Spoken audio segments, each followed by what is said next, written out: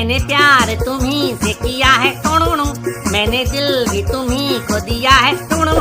अब चाहे जो जाए मैं दुनिया से अब न डरूं, शीला से ही प्यार करूं। मैं दुनिया से अब न डरूं, शीला से ही प्यार करूं।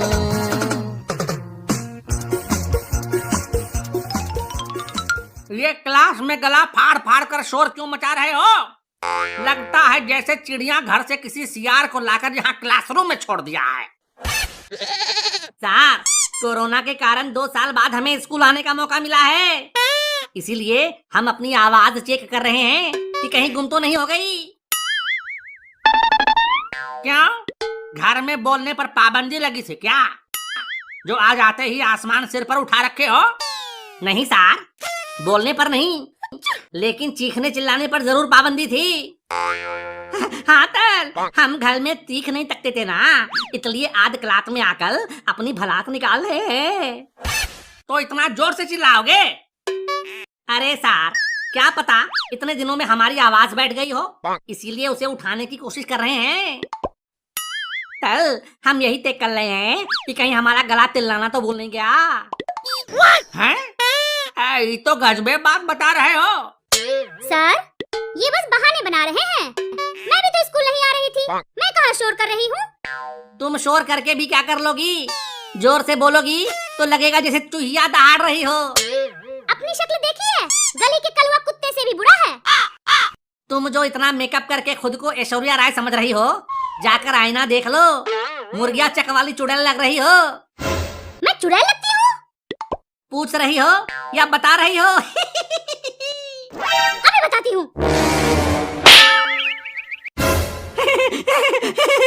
बड़ी हंसी आ रही है, तुम्हें भी चाहिए क्या? नहीं नहीं तीला भाभी, मैं तो ऐसे ही। भाभी किसे बोला मैं? गलती से मुंह से निकल गया। अपने मुंह को संभाल के रखो, वरना एक दिन किसी को मुंह दिखाने लायक नहीं रहोगे। हाँ? अरे बच्चों, शांत हो जाओ, शांत हो जाओ। सरकार को भी एक साथ सारे बच्चों का क्लास शुरू नहीं करना चाहिए था।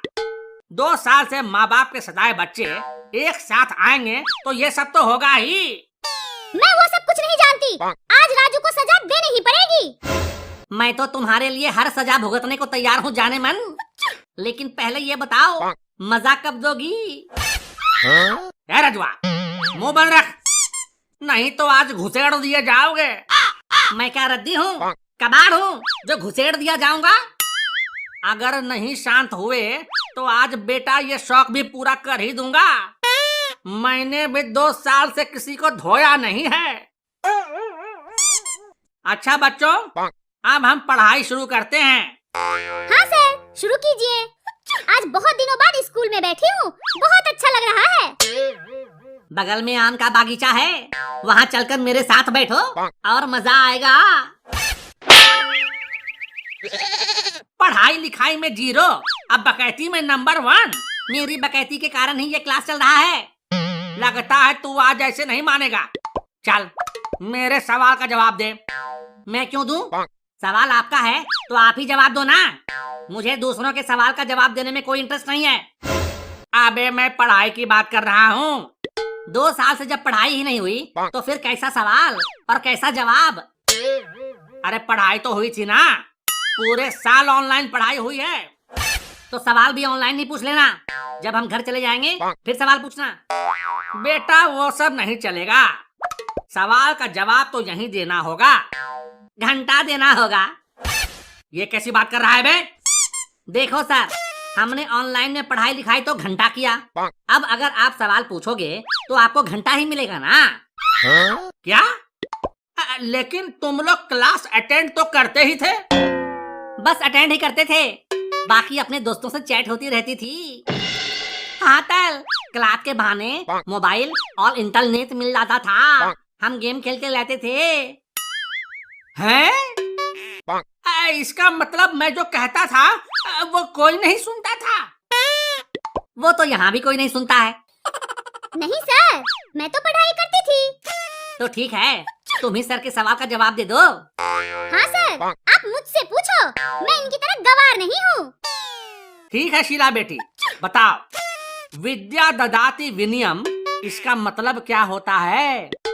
सर, इसका मतलब है विद्या से हमें विनय मिलती है। बिल्कुल गलत। ये कैसे गलत हुआ रे रजुआ? सर, इसका मतलब है विद्या विनय को देती है। देती है? क्या देती है? अरे कुछ भी देती होगी, आप समझ जाओ ना। नहीं ताल, इसका मतलब होगा विनय को विद्या देती है। अबे टकले, मेरी बात को ही घुमा कर कह रहा है।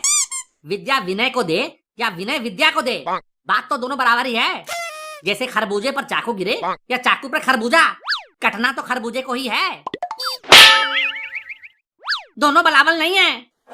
जब मांगने पर दे दी तब होगा विनय को विद्या देती है, और जब बिना मांगे दे दी तब होगा विद्या विनय को देती है। हाँ। तुम दोनों अपनी बकवास बंद करते हो या तुम दोनों को मैं दूं? फालतू का लेनी देनी लगा रखा है। सर, लोचा तो लेने देने में ही फंसा हुआ है। अब पता ही नहीं चल रहा कौन ले रहा है और कौन दे रहा है। अबे अकल से झंडू, बस लेने देने में ही लगा रहेगा या कुछ पढ़ाई पर भी ध्यान देगा? सर, मैं तो खूब पढ़ाई करता हूँ। हिम्मत है तो कुछ और पूछ कर देख लो। ठीक है, बताओ, तमसो माँ ज्योतिर्गमया, इसका मतलब क्या होगा? ये तो बहुत ही आसान है। आसान है तो बता।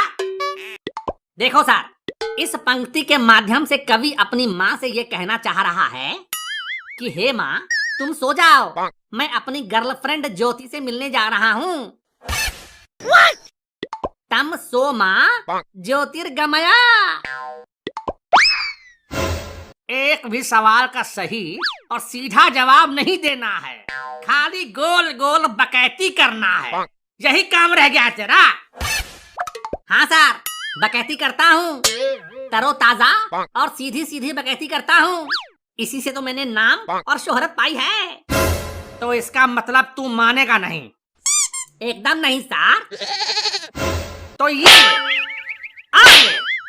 और करेगा बकैती? हाँ?